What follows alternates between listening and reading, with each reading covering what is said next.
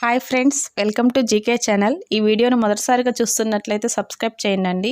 ఈరోజు చిన్నపిల్లల కోసం ఒక న్యూట్రియస్ రెసిపీ పెడుతున్నామండి. దీన్ని మా సిస్టర్ కాలిఫోర్నియాలో ఉంటారు, తను ప్రిపేర్ చేశారు. ఒకసారి రెసిపీని చూద్దామండి. ఈ రెసిపీని మిక్స్డ్ వెజిటేబుల్ పోరిడ్జ్ అంటారు.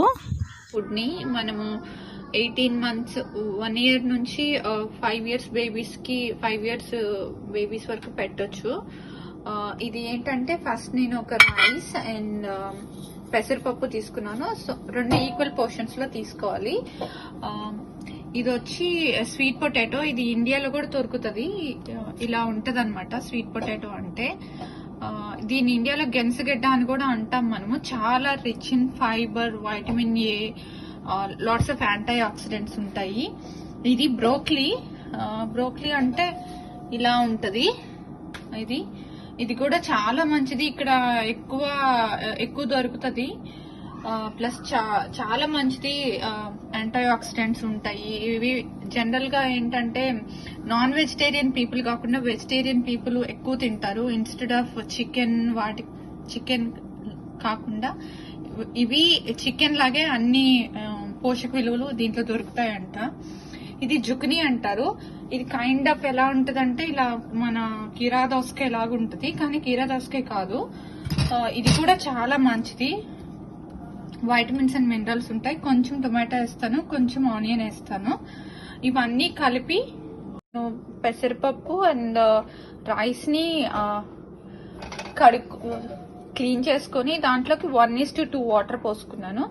తర్వాత ఐఎమ్ గోయింగ్ టు యాడ్ ఈ స్వీట్ పొటాటోస్ ని అన్ని నేను పెట్టుకున్న వెజిటేబుల్స్ అన్నిటిని దీంట్లో యాడ్ చేసుకుంటున్నాను. యాడ్ చేసుకున్నాక యాక్చువల్లీ ఈ ఫుడ్ని నేను మా బాబుకి 1 year నుంచి పెడుతున్నాను. ఒకవేళ పిల్లలు కానీ ఇష్టంగా తింటే 5 years వరకు పెట్టుకోవచ్చు. చాలా మంచిది. ఎందుకంటే అన్ని వెజిటేబుల్స్ అన్ని ఒకేసారి దొరుకుతాయి. అన్ని వాళ్ళకి ఎక్కువ తినరు కాబట్టి వెజిటేబుల్స్ అన్ని ఒకే దాంట్లో వేసి పెడితే వాళ్ళకి కూడా మంచిగా గ్రోత్ ఉంటుంది. తర్వాత నేను కొంచెం ఇది పెప్పరు ఇక్కడ దొరుకుతుంది, కోర్స్ గ్రౌండ్ చేసి ఉంటారనమాట. ఈ పెప్పర్ ని నేను కొంచెం యాడ్ చేస్తాను. మా అబ్బాయి అంత ఎక్కువ తినడు స్పైసీ.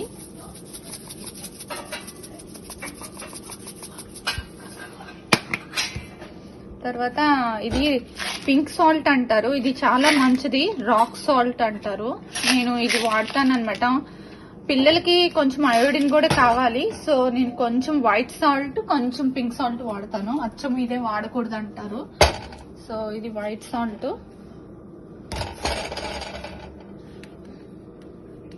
నేను కొంచెం పసుపు కూడా చాలా మంచిది. యాంటీ ఇన్ఫ్లమేటరీ ఉంటాయి కాబట్టి. తర్వాత కొంచెం జీలకర్ర అరుగుదలకి వేస్తాను. తర్వాత దీన్ని ఒక 4 whistles వచ్చేలా పెట్టుకోవాలి.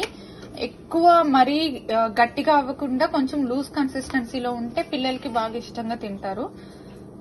నేను మళ్ళీ ఇదంతా ఉడికి ఫైనల్ ప్రోడక్ట్ ని చూపిస్తాను. ఇలా దీంట్లో కొంచెం చిటికెడు కొంచెం నెయ్యి కూడా వేసుకోవాలి. నెయ్యి వేసుకుంటే ఇంకా కొంచెం కమ్మగా ఉండి వాళ్ళు బాగా తింటారు పిల్లలు.